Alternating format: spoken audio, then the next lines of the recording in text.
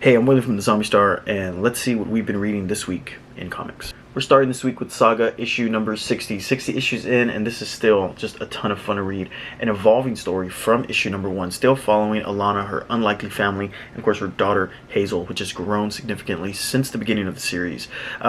Still an epic space journey of just a family that is on the run as war criminals, constantly being hunted and constantly being threatened, and a story of just extreme measures that Alana has to take to protect those that she loves.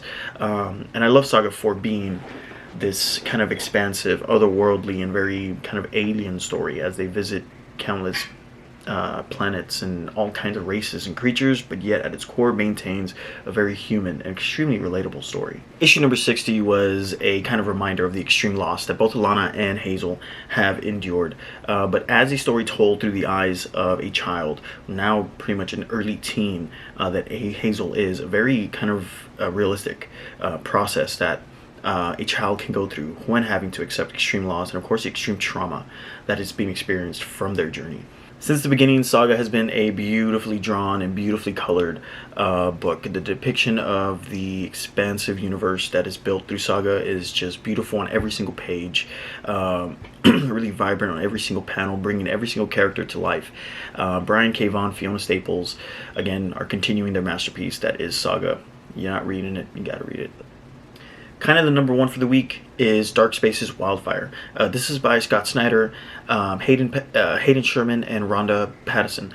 This was one of those things where I just saw the number one there on the table spread out in my comic book shop, went ahead and grabbed it, gave it a chance, and was completely blown away by it. Really love this story's originality. Simple enough narrative: a group of convicts who are contracted to clear out and control brush fires in the state of California use their expertise and their experience to carry out a very dangerous and very risky heist.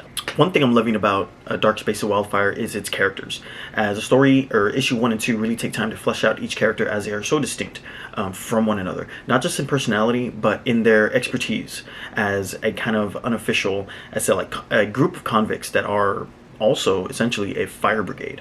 And while their individual personalities kind of carry out their own stories, the success of the heist is also very reliant on their individual level of expertise as an unofficial fire brigade. It's really fun to see how each individual character carries out the roles, where one is in charge of maybe clearing out physical debris, while the other is in charge of identifying possible threats that the environment may pose to the group, all while also trying to carry out very intricate robbery. So I would say Ocean's 11 meets Backdraft, but really is a story in its own, and it's really a lot of fun to read. I was really surprised by this. Speaking of surprises, Sherman as artist is really brilliant, and not just capturing these characters, but their very emotional exchanges as the story builds their characters. At the same time, capturing the very manic and chaotic nature that wildfires can cause, really complementing their very chaotic situation that these characters find themselves in very early in the story. This is Dark Spaces Wildfire. Really caught me by surprise from IDW. A really awesome book to read. This is issue number 1. We only got the regular cover. There were other covers for this, but as I said, I kind of just stumbled upon this, did not know about it at all. This is issue number 2, showcasing one of the main characters of the story. This story is really awesome.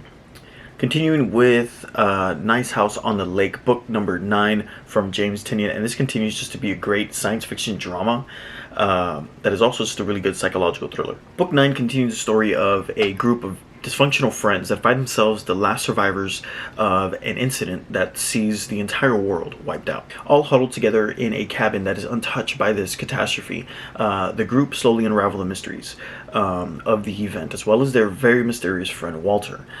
This is one of those stories that's kind of easy to spoil, and is constantly full of twists and turns, which is just so much fun to experience.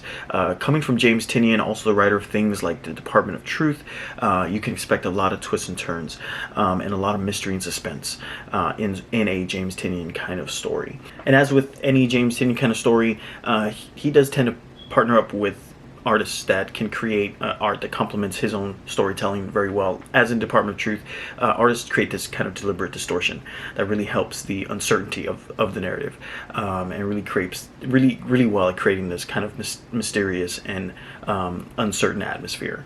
And the artwork here captures that beautifully also.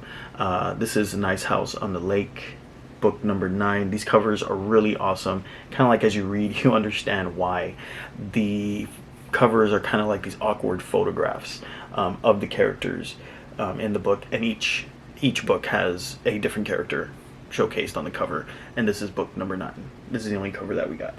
And that'll be it for this week in comics. This is what we've been reading this week. Let me know what you guys have been reading. Let me know what you guys think of these titles, and I'll see you guys next time. Thank y'all for watching.